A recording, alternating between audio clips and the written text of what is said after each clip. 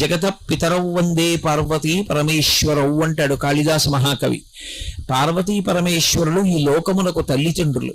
తండ్రి అయిన కారణం చేత ఆయన యొక్క హృదయము ఎల్లవేళలా కూడా కారుణ్యముతో నిండిపోయి ఉంటుంది, దయతో. ఆ దయతో ఉన్న కారణం చేత ఆయన నువ్వు ఈ తప్పు చేశావని చూడడం, వచ్చి క్షమించమని అడిగి భక్తితో నిలబడినంత మాత్రం చేత అనుగ్రహించగలిగినటువంటి పితృహృదయము కలిగినటువంటి వాడు.